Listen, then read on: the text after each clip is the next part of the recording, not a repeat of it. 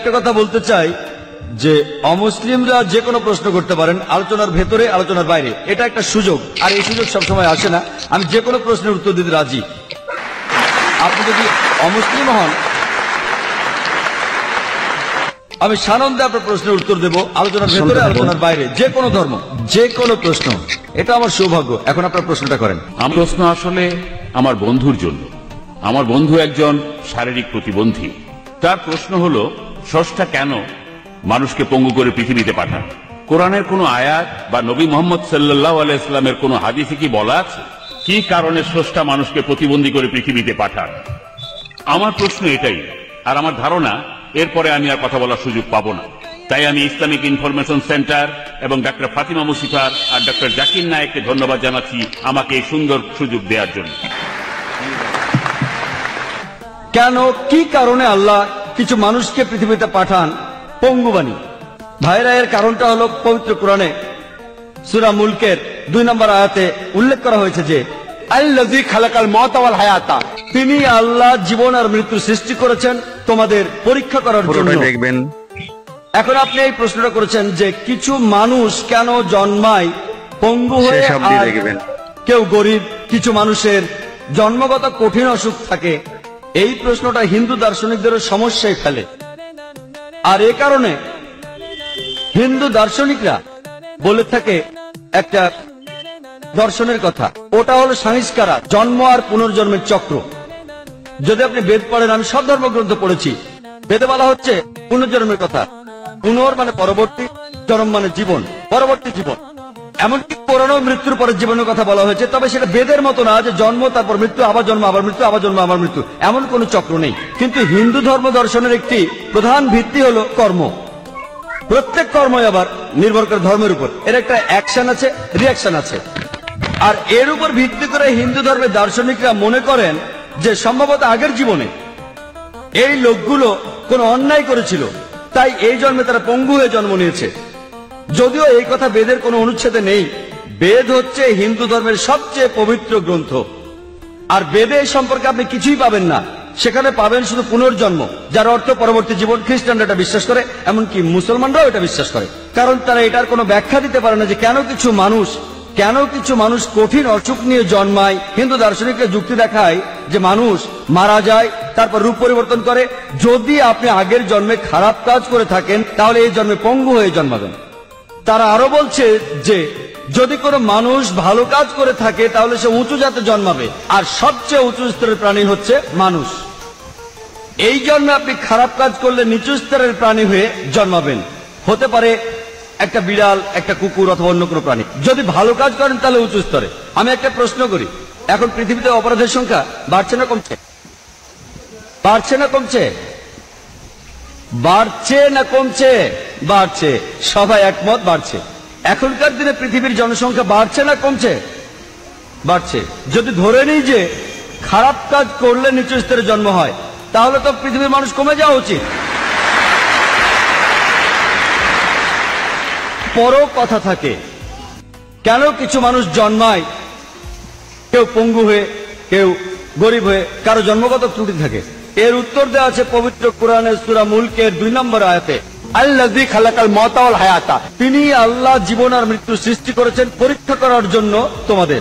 পৃথিবীতে তোমার জীবন একটা পরীক্ষা পরকালের জন্য, এবং তোমাকে দেয়া পরীক্ষার উপর ভিত্তি করে তোমার বিচার হবে। আর মহান স্রষ্টা এক একজনকে এক একভাবে বিচার করবেন। যখন আপনি কোনো পরীক্ষা দিতে বসেন, প্রত্যেক বছর পরীক্ষার প্রশ্নপত্র বদল হয়। যদি প্রশ্ন না বদলায়, তাহলে পরীক্ষাটা কিসে? প্রতি বছর প্রশ্ন বদলাবে। একইভাবে আল্লাহ সুবহানাহু ওয়া তাআলা বিভিন্ন মানুষকে বিভিন্নভাবে পরীক্ষা করেন। তিনি কিছু মানুষকে সম্পদ দেন, আর যদি কাউকে সম্পদ দেন, ইসলামী শরিয়া বলে আপনার অতিরিক্ত সম্পদের 2.5% দান করে দিতে হবে, যেটাকে বলা হয় যাকাত। আর গরিব মানুষকে কোনো জাকাত দিতে হবে না, সেই 100তে 100 পাবে জাকাতে। আর ধনী লোক, তাদের জন্য স্বর্গে যাওয়া খুবই কঠিন হয়ে যাবে। যীশু খ্রিস্ট বলেছেন ধনী লোকের পক্ষে স্বর্গে যাওয়া অসম্ভব, আর মহানবী সাল্লাল্লাহু আলাইহি ওয়াসাল্লাম বলেছেন এটা খুবই কঠিন ধনী লোকের পক্ষে সহজে বেহেশতে যাও। যদি আপনি ভালো করে দেখেন যে আল্লাহ সুবহানাহু ওয়া তাআলা আপনাকে যে সুযোগ সুবিধা দিয়েছেন, তা দিয়েই আপনার বিচার করা হবে। যদি আপনাকে সম্পদ দেন, তাহলে জাকাত দিতে হবে। যদি সম্পদ না থাকে, কোনো জাকাত দিতে হবে না। কিছু মানুষকে তিনি পঙ্গু বানিয়ে পৃথিবীতে পাঠান। তারা পঙ্গু হয়ে জন্মায়। যদি কেউ আমাকে প্রশ্ন করে যে এই শিশুটির অপরাধ কি, সে কি অন্যায় করেছে, আমরা ইসলামে বিশ্বাস করি প্রত্যেক শিশু মাসুম, প্রত্যেক শিশু নিরপরাধ আর নিষ্পাপ। কিন্তু যখন সে এভাবে জন্মাচ্ছে, হতে পারে যে আল্লাহ কোরআনে বলেছেন তোমার সম্পত্তি, তোমার সন্তান, তোমার স্ত্রী হলো তোমার জন্য পরীক্ষা। এটা বাবা মার জন্য পরীক্ষা হতে পারে। হয়তো আল্লাহ বাবা মাকে পরীক্ষা করছেন, হয়তো বাবা মা আল্লাহকে খুব মানে, হতে পারে তারা খুব ধার্মিক। এখন আল্লাহ তাআলা তাদের আরো কঠিন পরীক্ষায় ফেলেছেন যে এবার তোমাদের সন্তানকে পঙ্গু বানালাম। স্রষ্টা দেখতে চাইছেন এখনো সেই বাবা মা আল্লাহকে বিশ্বাস করে কিনা। আর পরীক্ষা যত কঠিন, পুরস্কারও তত বড়। যেমন ধরেন, আপনি যদি বিএ তার মানে গ্র্যাজুয়েশন পরীক্ষা দেন, এটা খুব সহজ। কিন্তু আপনি যখন মেডিকেল গ্র্যাজুয়েশন পরীক্ষাটা দেবেন, সেটা বেশ কঠিন। কিন্তু আপনি যখন এমবিবিএস পাস করবেন, নামের আগে লেখা হবে ডাক্তার, পরীক্ষাটা কঠিন, কিন্তু যখনই আপনি পাস করবেন আপনি ডাক্তার। সম্মানটা অনেক বেশি। পরীক্ষাটা যত কঠিন, পুরস্কার তত বড়। তাহলে আল্লাহ বিভিন্ন মানুষকে বিভিন্ন ভাবে পরীক্ষা করেন। একজন মানুষ পঙ্গু হয়ে জন্মেছে, তার মানে এই না যে সে আগের জন্মে অন্যায় করেছে, সে নিষ্পাপ। সে যে পঙ্গু, এটা হয়তো তার বাবা মায়ের জন্য পরীক্ষা, হতে পারে এটা তার নিজের জন্যও পরীক্ষা। আল্লাহ তাকে পরীক্ষা করতে চান যে সে এখনো স্রষ্টাকে বিশ্বাস করে কিনা। আর এজন্য আল্লাহ কিছু মানুষকে গরিব বানান, তারা দরিদ্র হয়ে জন্ম নেয়। আবার কিছু মানুষকে ধনী বানান, কিছু মানুষ ভালো স্বাস্থ্য নিয়ে জন্মায়, আর কেউ পঙ্গু হয়ে জন্মায়। আল্লাহ বিচার করেন পরীক্ষার উপর ভিত্তি করে। চিন্তা করেন, 100 মিটার দৌড় প্রতিযোগিতায় কিছু লোক থাকে পঙ্গু, তারা 50 মিটার থেকে শুরু করে, কারণ হয়তো তার পায়ে সমস্যা আছে, আর এই কারণে সে শুরু করে 50 মিটার আগে থেকে। যদি আল্লাহ দেখেন যে কোনো মানুষের কাছ থেকে কিছু সুযোগ সুবিধা কেড়ে নেওয়া হয়েছে, তাহলে তিনি সেভাবেই বিচার করবেন। যদি পরীক্ষার প্রশ্ন কঠিন হয়, তাহলে টিচার সহজভাবে খাতা দেখেন, আর যদি প্রশ্ন সহজ হয়, তাহলে টিচার একটু কঠিনভাবে খাতা দেখে থাকেন।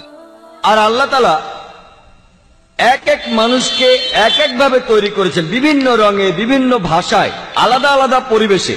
আর আল্লাহ সুবহানাহু ওয়া তাআলা যাকে যে পরিবেশ দিয়েছেন, যে সুযোগ সুবিধা দিয়েছেন, সেইভাবেই তার বিচার করবেন। আশা করি উত্তর পেয়েছেন।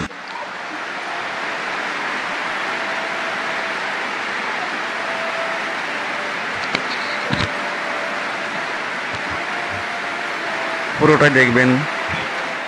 আমার নাম সাবা, আমি একজন স্টুডেন্ট। আমি আপনাকে একটা প্রশ্ন করব, শেষ অবধি দেখবেন। ভাই, একজন পুরুষ বেহেশতে গেলে হুর পাবে, অর্থাৎ আয়তলোচনা সুন্দরী সে পাবে, কিন্তু নারী বেহেশতে গেলে সেখানে সে কি পাবে?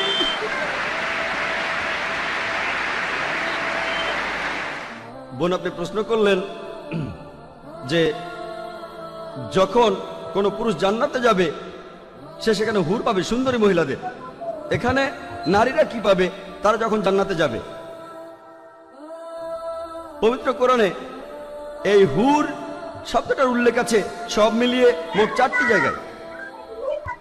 পবিত্র কোরআনে সূরা দুখানের 54 নম্বর আয়াতে উল্লেখ করা হয়েছে। এরপরে সূরা তুরের 20 নম্বর আয়াতে উল্লেখ করা হয়েছে। এরপরে সূরা রহমানের 72 নম্বর আয়াতে উল্লেখ করা হয়েছে। আর সবশেষে সূরা ওয়াকিয়ার 22 নম্বর আয়াতে উল্লেখ করা হয়েছে। আর এখানে বেশিরভাগ অনুবাদে, বিশেষ করে উর্দু অনুবাদে, এই হুর শব্দটার অনুবাদ করা হয়েছে যে সুন্দরী মহিলা।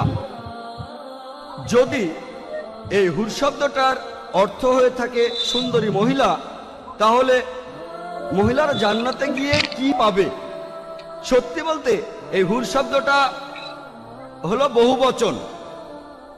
এক বচনে হাওয়ার, যেটা পুরুষের জন্য প্রযোজ্য, আর হাওয়ার এটা নারীদের জন্য প্রযোজ্য। এখানে আসলে হাওয়ারের চারিত্রিক বৈশিষ্ট্য বোঝানো হচ্ছে। এর অর্থ বড়, সাদা, সুন্দর চোখ। এখানে বিশেষ করে সাদা চোখের কথা বলা হয়েছে। একই ধরনের পুরোটাই দেখবেন। রয়েছে আজওয়াজুন মুতাহারাতুন, কোরআনের অনেক জায়গায় আছে। সূরা বাকারার 25 নম্বর আয়াতে উল্লেখ করা হয়েছে এবং সূরা নিসার 57 নম্বর আয়াতে উল্লেখ করা হয়েছে। এখানে বলা হয়েছে আজওয়াজুন মুতাহারাতুন, যার অর্থ সঙ্গী বা সাথী। মোহাম্মদ আসাদ এই হুর শব্দটার অনুবাদ করেছেন স্বামী বা স্ত্রী, আর আব্দুল্লাহ ইউসুফ আলী তিনি অনুবাদ করেছেন সঙ্গী। তাহলে হুর শব্দটার অর্থ সঙ্গী বা স্বামী বা স্ত্রী। এটার আসলে কোনো লিঙ্গ নেই। পুরুষরা জান্নাতে গেলে ভালো মহিলা পাবে যাদের চোখ বড় আর সুন্দর, আর মহিলারা পাবে ভালো পুরুষ যাদের চোখ বড় আর সুন্দর। আশা করি উত্তরটা পেয়েছেন।